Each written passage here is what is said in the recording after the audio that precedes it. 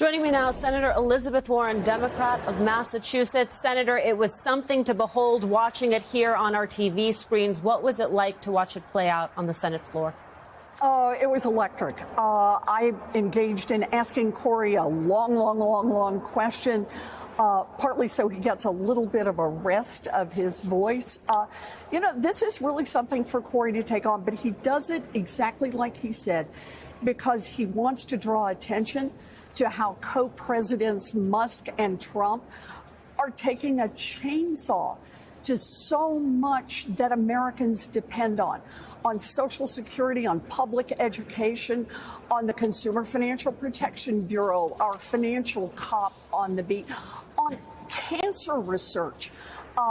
Trump and Musk want to cut all of that so they can make way for $4.7 trillion in giveaways on taxes for millionaires, billionaires, and giant corporations. They just want to make everybody else pay for it. And Cory is standing up, calling that out. And I'm with him all the way. You are, in fact, with him all the way. In addition to asking that question, which was about Social Security, you also today launched a Social Security war room. Tell me what you plan to do with that war room. So let's just back up a little and remind everyone, Social Security is not charity. It's something that people worked hard for all of their lives. Paycheck after paycheck after paycheck for years and years and years and years, people paid into the Social Security system on the understanding that when the time came for them to retire, they were going to have a regular check that they could count on. That was the promise. That was the deal. People earned that. And now Donald Trump and Elon Musk want to take that away because they want to do tax cuts for billionaires. Now, they know that they can't actually go in and just cut Social Security benefits. Congress passed that law, and only Congress can officially change it. But Elon Musk and Donald Trump have figured out they can do a backdoor kind of cut.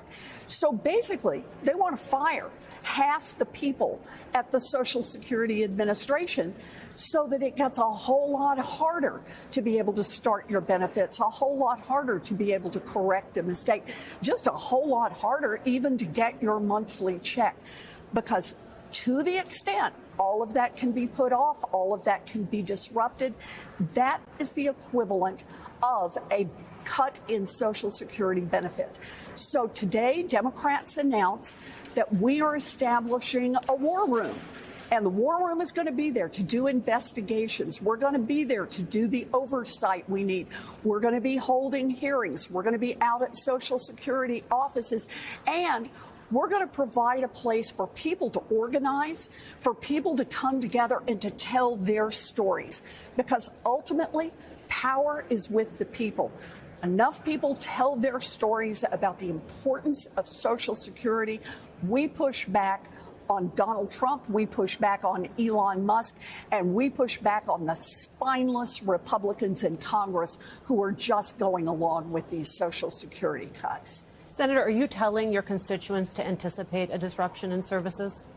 Look, you don't have to tell them. They're telling me they're already getting the disruption in services.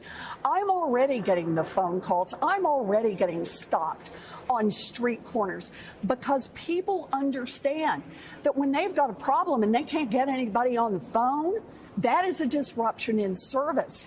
When they have to go to a Social Security office and discover that it's been closed or that the line is out the door, 50 people are ahead of them, they're already experiencing those disruptions. And those stories are now coming to the light.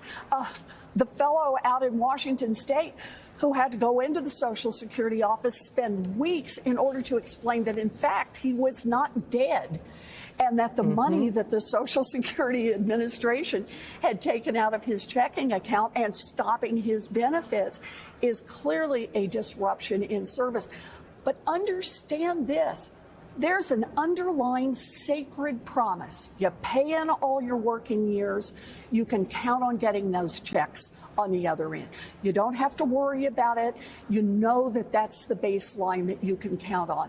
Elon Musk and Donald Trump are effectively cutting Social Security benefits when they fire half the people so that those benefits cannot actually be delivered.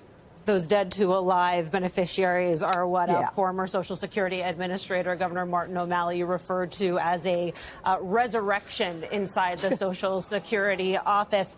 You are headed this weekend to Nashville. You're holding a town hall in the red state of Tennessee. I was moved today listening to Senator Booker talk about his constituents in New Jersey, perhaps because I am from New Jersey, and reading some of their letters. You are in, a Democratic state. I wonder when you travel to these red states, where the message is the same from constituents and where it differs. Oh, I was recently in Texas, and there really is an energy across this country now. Donald Trump and Elon Musk have crossed a line, or should I say sawed through, since Elon likes to pose with his chainsaw. They have shown an arrogance and a determination to cut things that Americans rely on, things that Americans have built into their lives, like Social Security, like public education, like having a financial cop on the beat, like having medical research in this country so that we're making advances against cancer and diabetes. People count on those. And the fact that Elon Musk and Donald Trump don't, and think they can just cut it so that they can give tax giveaways to billionaires, is something that's making a lot of people across this country very unhappy. I'm going to Nashville to hear the voices of the people of Tennessee who want to talk to folks in Washington about how they feel about the cuts that Donald Trump and Elon Musk are trying to engineer just so that they can do tax giveaways for billionaires. I think we need to be hearing from people all around this country. And it's clear that the Republican elected officials don't want to have these town halls. So the rest of us need to get out there and hear from folks. Senator, I've got less than a minute left. These races tonight in Florida and Wisconsin, do you think it's fair to say that they are a referendum on Elon Musk, Donald Trump, and Doge? The very fact that these are close is a reminder of just how unpopular Donald Trump and Elon Musk have become. Yes, it is a referendum.